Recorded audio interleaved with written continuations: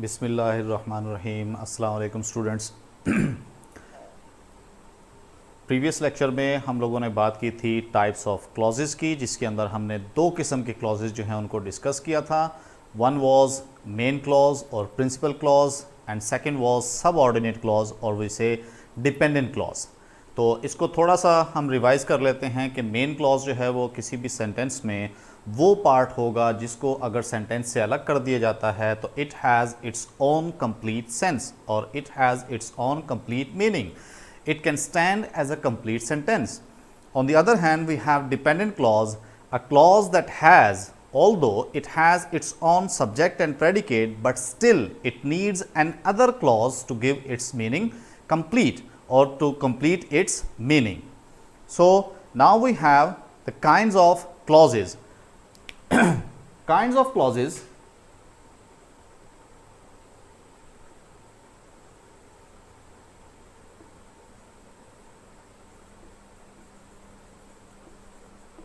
We have three different clauses and these are of subordinate clauses. Main clause does not have any type. These are for subordinate clauses. Number one, noun clause.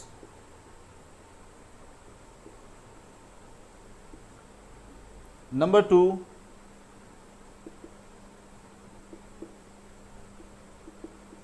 adjective clause. And number three, we have adverb clause.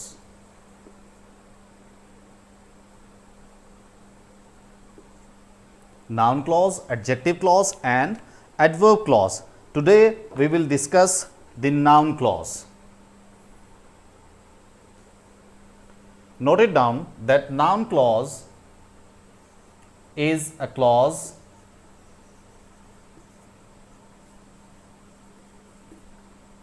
that acts as a noun. A noun clause is a clause that acts as a noun in a sentence. Now we will discuss the different functions of this noun clause. As we already discussed that where can you find a noun in a sentence? It can be a subject, it can be an object or a complement. Now we will discuss that a noun clause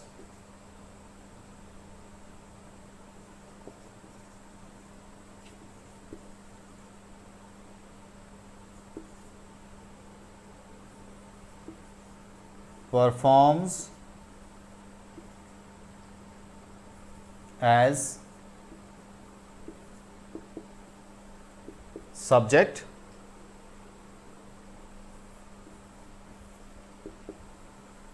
object,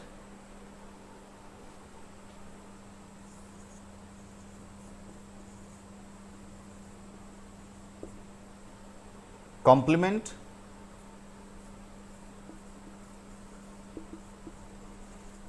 predicate and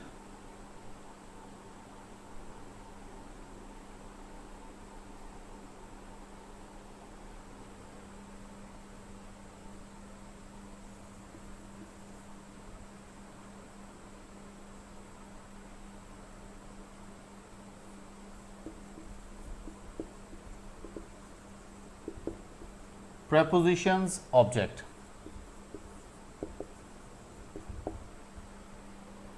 in different ways में हमारे पास है कि कोई भी clause जो है, जो noun clause है, वो एक्ट करेगी किसी भी हवाले से।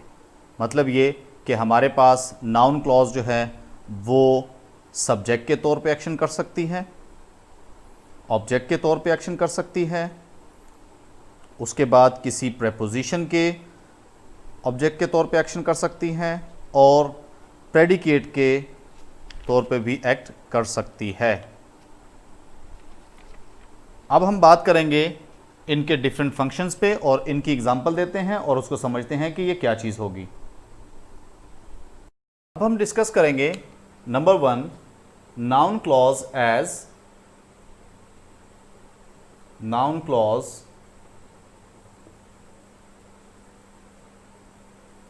As subject.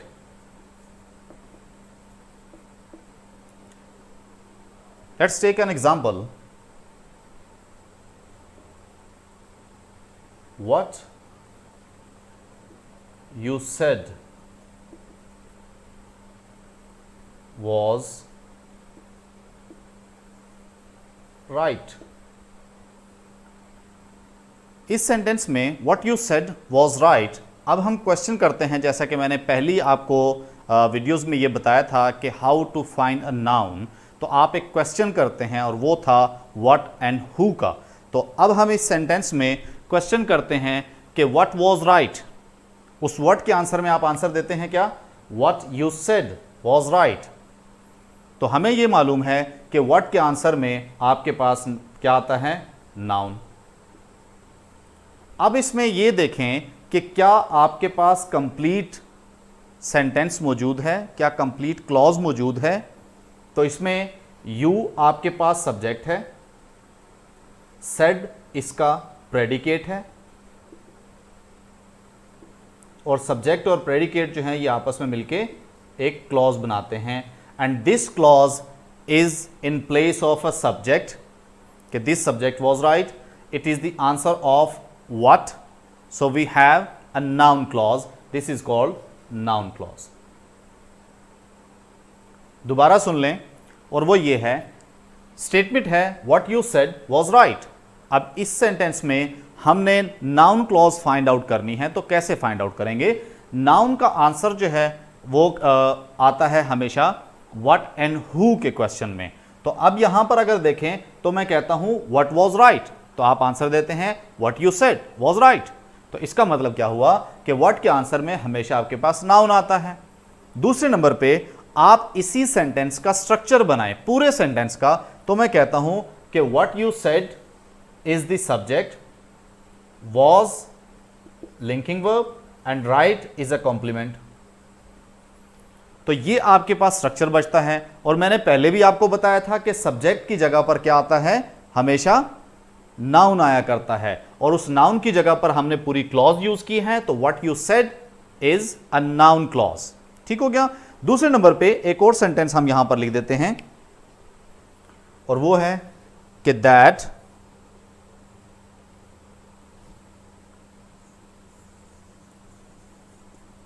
You said so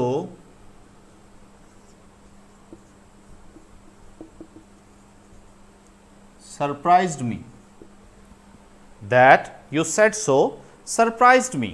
अब इस सेंटेंस में क्वेश्चन करता हूं कि what surprised me, तो आप उसके आंसर में मुझे कहते हैं that you said so, कि तुमने ऐसा कहा। what surprised me, that you said so, ये हिस्सा दोबारा से आपके पास सब्जेक्ट की जगह पर है, सब्जेक्ट की जगह पर नाउन आता है, व्हाट के आंसर में आपके पास आया है। ठीक हो गया।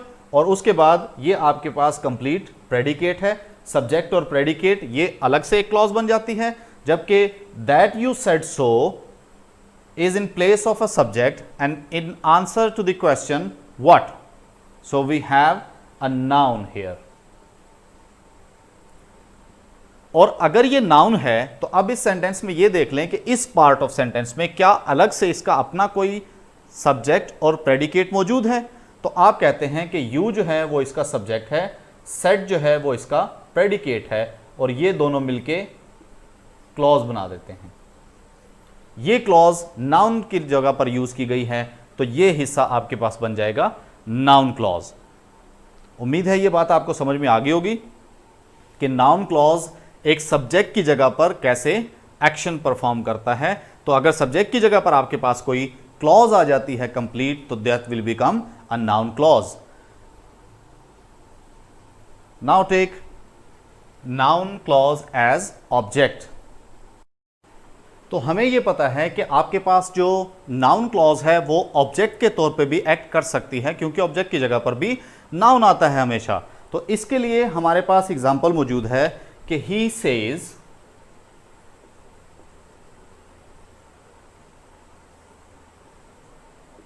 that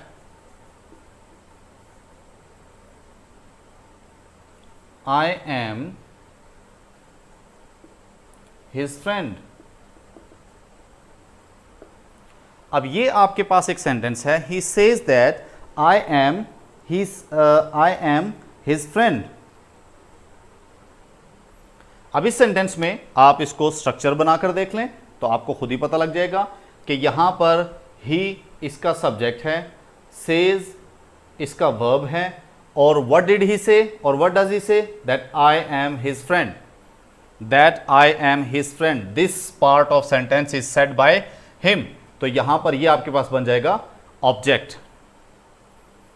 अब इस सेंटेंस में आगे चलकर हम कहते हैं कि क्या इस ऑब्जेक्ट के पार्ट में अलग से कोई सब्जेक्ट और प्रेडिकेट मौजूद है, तो आई ये इसका सब्जेक्ट बन गया, एम ये आपके पास लिंकिंग वर्ब बन गया, हिज फ्रेंड ये आपके पास बन गया कॉम्प्लीमेंट। ठीक हो गया। और आपको पहले से मालूम है ये बात कि लिंकिंग वर्ब और कॉम्प्लीमेंट ये दोनों आपस में मिलके क्या बनाते हैं, प्रेडिकेट। तो अब आपके पास सब्जेक्ट और प्रेडिकेट ये दोनों मौजूद हैं, तो ये बनाएंगे क्लॉज। अब ये क्लॉज आंसर करती हैं व्हाट का, और आई है ऑब्जेक्ट की जगह पर, जिसकी वजह से आप इसको कहेंगे कि ये नाउन क्लॉज है। उम्मीद है ये बात समझ में आई होगी। इसको दोबारा से एक दफा क्लियर कर लेते हैं। He says that I am his friend, इसका सेंटेंस स्ट्रक्चर, जनरल स्ट्रक्चर आप बनाएंगे सब्जेक्ट वर्ब ऑब्जेक्ट के हवाले से, तो इस पूरे सेंटेंस में who was saying he, it is the subject, he is performing action. Now the action was saying, verb हो गया। उसके बाद what does he say, that I am his friend, all these words are said by this person, तो this was the object of this sentence. Now in this object we see some other subject and predicate. In this part of sentence we have I as subject, am as I here is not performing any action, so this am becomes linking verb, and then the information about I, so that is his friend. The information, if the subject does not perform any action, that becomes the complement. This complement and linking verb, they both becomes predicate.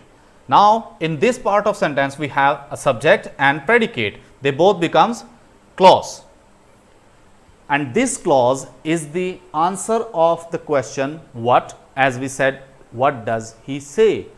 In the answer of what we have that I am his friend, and then it is the object of a sentence, object of a verb, so we call it a noun clause. As we know that noun clause can also function as the object of a sentence. Now let's take an example of a predicate. Noun clause as predicate. तो इस predicate का हमारे पास मतलब क्या होता है? बाज़ औक़ात हम ये समझ लेते हैं शायद सब्जेक्ट के फ़ौरन बाद जो predicate जो शुरू होगा उसके अंदर एक verb भी होगा, ऐसा नहीं है। असल में नाम तो इस तरीके से दे दिया जाता है, लेकिन हम इसको कहते हैं पार्ट ऑफ अ प्रेडिकेट। एक प्रेडिकेट होगा, उसका एक पार्ट जो है वो अलग से आपके पास नाउन क्लॉज बन सकता है। दूसरा, इसको कुछ लोग जो है वो ये भी कह सकते हैं एज अ कॉम्प्लीमेंट। तो मैं यहाँ पर ये भी लिख देता हूँ कि या फिर इसको कॉम्प्लीमेंट के नाम से भी कुछ लोग जानते हैं, ये भी हो सकता है। ठीक हो गया। या तो प्रेडिकेट बनेगा या फिर कॉम्प्लीमेंट बनेगा। अब इस सेंटेंस में इसमें यहां पर देखें पार्ट ऑफ प्रेडिकेट जो है वो ये होगा, या फिर दूसरे नंबर पे हम ये कह सकते हैं it is the complement of a verb. और वर्ब को और ज्यादा अगर मॉडिफाई कर लें या और ज्यादा एक्सप्लेन करें तो हम कह सकते हैं complement of a linking verb. ठीक हो गया, complement of a linking verb. अब इसके लिए हम लोग सेंटेंस लिखते हैं। हमारा पहला सेंटेंस जो है वो बनेगा my believe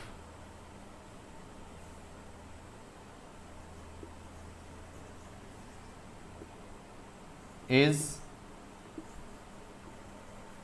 that he knows everything. My belief is that he knows everything.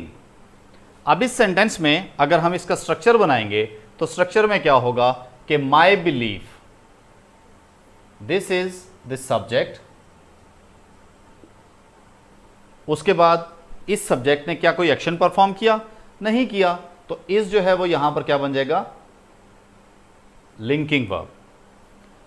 ठीक हो गया, यहां पर इस जो है वो बन गया लिंकिंग वर्ब। अब लिंकिंग वर्ब के बाद आपको पता है कि क्या आता है? कॉम्प्लीमेंट। तो ये पूरी की पूरी इंफॉर्मेशन जो है इस बिलीफ के मुतालिक वो बन जाएगा आपका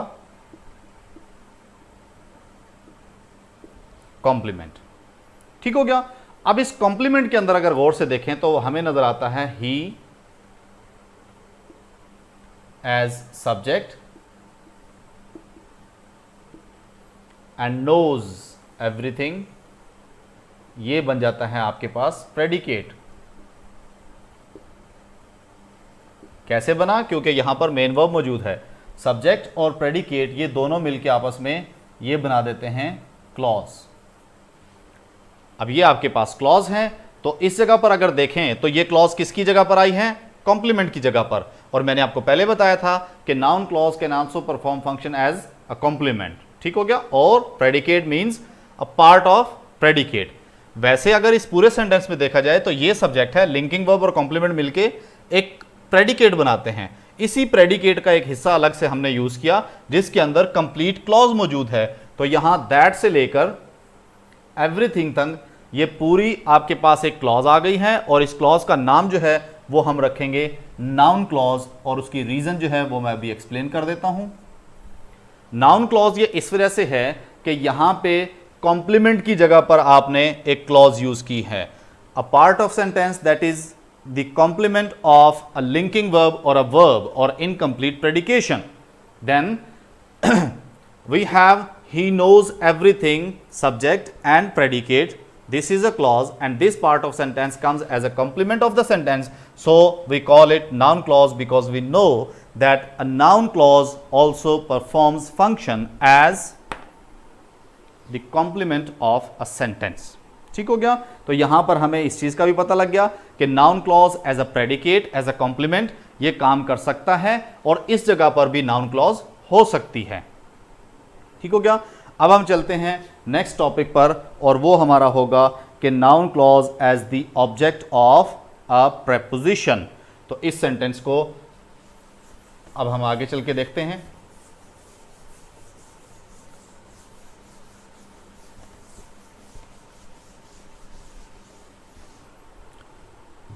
जी students, noun clause as object of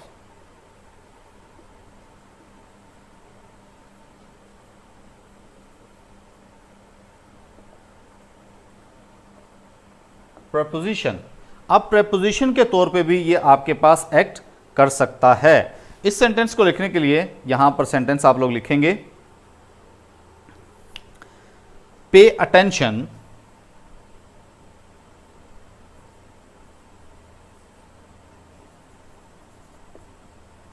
पे attention to what I am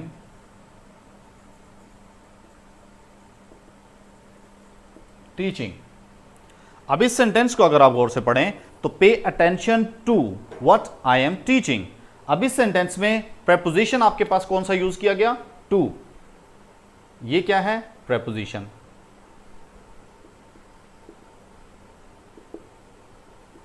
ये आपके पास प्रेपोजिशन है, और आपको पता है कि प्रेपोजिशन का भी एक ऑब्जेक्ट होता है। अगर प्रेपोजिशन का ऑब्जेक्ट होता है तो ऑब्जेक्ट हमेशा क्या होगा? नाउन होगा। तो हम इसको व्हाट आई एम टीचिंग इसको कहेंगे ऑब्जेक्ट। किस चीज का ऑब्जेक्ट है? प्रेपोजिशन का। अब इस ऑब्जेक्ट की जगह पर देखें कि क्या आपके पास सब्जेक्ट और प्रेडिकेट मौजूद है। तो हम यहां देखते हैं कि आई वर्ड जो है that is subject and am teaching that is predicate। Subject और प्रेडिकेट मिलके क्या बनाते हैं? क्लॉज। ठीक हो गया। तो जब आपके पास ये सब्जेक्ट और प्रेडिकेट है और दोनों मिलके आपके पास एक क्लॉज बना देते हैं, तो फिर हम इसको कहेंगे कि ये एक नाउन क्लॉज है, और उसकी रीजन क्या है कि this is the object of a preposition. इस चीज़ को मैं दोबारा रिपीट कर देता हूँ, अब इसको ज़रा गौर से देख लें कि pay attention to what I am teaching. Pay attention to के बाद जो है वो हमारे पास एक ऑब्जेक्ट यूज़ हुआ। उसकी रीज़न ये है कि टू प्रेपोजिशन है और प्रेपोजिशन का एक ऑब्जेक्ट होता है। उस ऑब्जेक्ट की जगह पर अगर देखें तो हमारे पास लिखा हुआ है आई एम टीचिंग। तो आई एम टीचिंग में आई जो है वो सब्जेक्ट बनेगा, एम टीचिंग उसका प्रेडिकेट बनेगा क्योंकि उसमें एक मेन वर्ब मौजूद है, हेल्पिंग वर्ब और मेन वर्ब। उसके बाद सब्जेक्ट और प्रेडिकेट मिलकर जो है वो क्लॉज बनाते हैं, और क्योंकि ये क्लॉज एक नाउन की जगह पर है यानी कि एक ऑब्जेक्ट की जगह पर है, इस वजह से आप इसको कहेंगे कि ये नाउन क्लॉज है। अब हम कुछ इसमें एग्जाम्पल्स जो हैं वो इसकी प्रैक्टिस थोड़ी सी कर लेते हैं।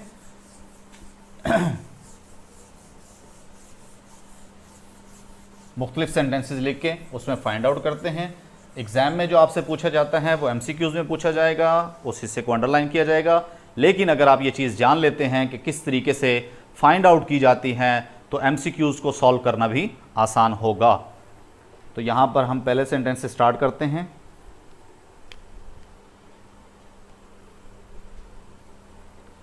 पहला सेंटेंस है number 1, Y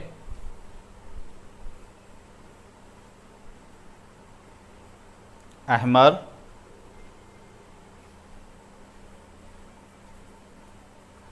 hung himself is a mystery. Why Ahmer hung himself is a mystery. दूसरा सेंटेंस है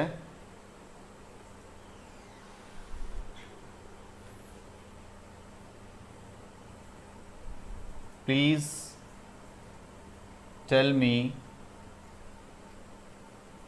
why he hung himself. Please tell me why he hung himself.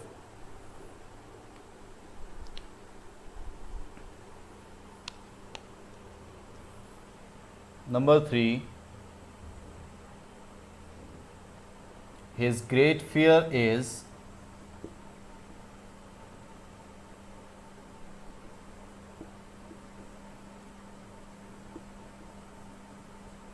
he would fail.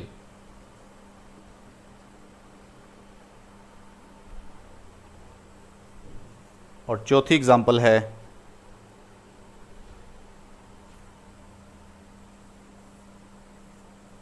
you shall never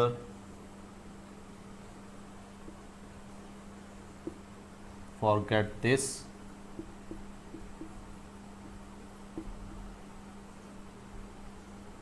He is a killer. ये आपके पास बच्चों 4 sentences हैं और इनके आप थोड़ा सा फोकस करेंगे और यहाँ पर मेरे साथ साथ जो है वो इनको सॉल्व करेंगे।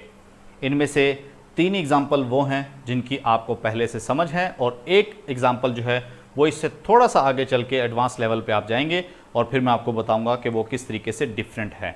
नाउन क्लॉज वैसे उस तरीके से पूछे नहीं जाते, लेकिन हम यहाँ पर डिस्कस कर लेते हैं ताकि आसानी हो जाए। फर्स्ट सेंटेंस है why Ahmar hung himself is a mystery. Now the question is what is a mystery? And you answer, why Ahmer hung himself? You have subject and predicate. This is a noun clause. Why Ahmer hung himself is a mystery. What is a mystery? Noun clause as the subject of a sentence. Please tell me why he hung himself. What to tell? Why he hung himself. Object, noun clause. Object and noun clause. His great fear is that he would fail. Is a linking verb, incomplete predication. That he would fail, complement, noun clause, complement, noun clause. In this sentence, the last sentence, you shall never forget this, that he is a killer. इस sentence में अगर देखा जाए तो यहां पर इस this से इसी का एक अल्टरनेट बात आगे इंफॉर्मेशन है, that he is a killer. इसी this वर्ड को और you shall never forget the fact that he is a killer, अगर इसकी जगह मैं ये कर दूं वो आपके लिए ज़्यादा आसानी होगी समझने में. this के लिए तो कंप्लीट बात करनी पड़ेगी फिर से. अगर मैं यहां पर लिखता हूं forget the fact that he is a killer. अब इस जगह पर अगर आप गौर करें तो you should never forget what, the fact और that he is a killer, both are same. यहां पर जो ये इंफॉर्मेशन दी गई है that he is a killer and the fact, what is the fact, that he is a killer, and what is this information, a fact. दोनों एक दूसरे के अल्टरनेट हैं. तो ऐसी चीज को हम इंग्लिश में बोलते हैं apposition. This is called apposition. ठीक हो गया. और ये सेंटेंस में कहीं भी यूज की जा सकती है, सब्जेक्ट वाली जगह पर भी, एंड में भी, कहीं भी आप सेंटेंस में यूज कर सकते हैं. इसका फर्क क्या होगा कि यहां पर एक अदद कॉमा लगाया जाएगा. ठीक हो गया.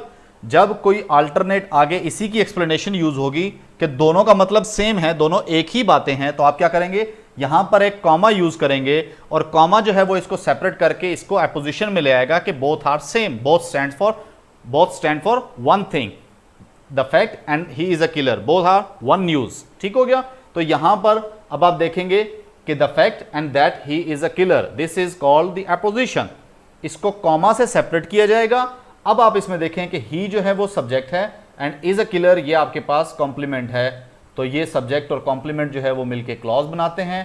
तो क्योंकि ये इसी ऑब्जेक्ट को आगे एक्सप्लेन कर रहा है, इसी ऑब्जेक्ट का दूसरा हिस्सा ये है, तो आप इसको कहेंगे कि ये नाउन क्लॉज है, क्योंकि अपोजिशन या तो सब्जेक्ट में होती है या फिर आपके ऑब्जेक्ट में होगी. और अगर आपके सब्जेक्ट या ऑब्जेक्ट दोनों में कोई अपोजिशन आ जाती है तो उसी वो दोनों सेम चीज़ें होती हैं, अलग अलग नहीं होती हैं. जैसे मैंने यहाँ पर कहा कि द फैक्ट और that he is a killer, both are same news. ठीक है. You should never forget what, the fact और that he is a killer, both are same. तो हम ऐसी वर्डिंग को जब इस तरीके से यूज़ की जाती है और कॉमा से सेपरेट करके वही चीज़ दोबारा लिख दी जाती है, इसको कहते हैं अपोजिशन. और क्योंकि ये इसी ऑब्जेक्ट का एक और हिस्सा है, वही चीज़ दोबारा रिपीट की गई है, तो बेशक वो सब्जेक्ट में हो या ऑब्जेक्ट में हो, अपोजिशन स्टैंड्स द सेम. तो अगर ये ऑब्जेक्ट था तो ऑब्जेक्ट की जगह पर नाउन आता है, इस वजह से हम इसको नाउन क्लॉज कहेंगे. तो उम्मीद है बच्चों आप लोगों को ये समझ में आ गई होगी. और ये आपने आपकी जो सेकेंड ईयर वाले बच्चे अगर इस चीज़ को सुन रहे हैं तो सेकेंड ईयर की बुक में जो है वो क्लॉजेज वाले चैप्टर में आपको सारी की सारी चीज़ें मिल जाएंगी. और इसके अंदर आपकी बुक में जो दिया गया है वो मैं आपको बता देता हूँ. ये आपकी जो पोएम है lesson number 1.3 the blades of grass, और उसकी exercise number 3 and 4, exercise number 3 and 4 ये आपकी नाउन क्लॉजेज को मैंने डिस्कस कर लिया है यहाँ पर. और इंशाल्लाह आगे जो हैं वो हम एडजेक्टिव और एडवर्ब क्लॉज जो है उसको कंसिडर करेंगे, क्योंकि आपकी बुक के अंदर जो है वो मुख्तलिफ स्कैटर्ड है, सारा का सारा आगे पीछे दिया हुआ है, कोई तरतीब से नहीं है. इस वजह से मैंने जो है वो क्लॉजेज को पहले सिलेक्ट किया टीचिंग के लिए. अब जो है वो उसकी नाउन क्लॉज आपके पास हो गई है. इंशाल्लाह हम नेक्स्ट लेक्चर में आपको एडजेक्टिव और एडवर्ब क्लॉज जो है उनके बारे में पढ़ाएंगे, और उसके बाद इंशाल्लाह हम फ्रेजेस के बारे में डिस्कस करेंगे. और लास्ट बात यह है कि बच्चों आप लोग लेक्चर सुन रहे हैं उसको नोट किया करें तो ज़्यादा बेटर रहेगा. और जब खुद से एक प्रैक्टिस करेंगे, आप खुद से एक सेंटेंस बना के कोशिश किया करें कि वो आप मुझे कमेंट कर दें. ठीक हो गया. तो कमेंट करने के बाद जो है वो मुझे अंदाज़ा हो जाएगा कि आप लोगों ने खुद से अगर कोई चीज़ लिखी है. कोई इसमें आपका ख़र्चा नहीं आता, आप अगर चाहें तो फौरी तौर पे उसको कमेंट कर दें जो कुछ आपके दिमाग में आ रहा है, और इंशाल्लाह आई विल आंसर यू. और आज के लिए इतना ही काफ़ी है. इंशाल्लाह फिर मुलाकात होगी नेक्स्ट वीडियो में और इससे आगे फर्दर डिटेल पढ़ेंगे। अल्लाह हाफिज़, अल्लाह सबको खुश रखे।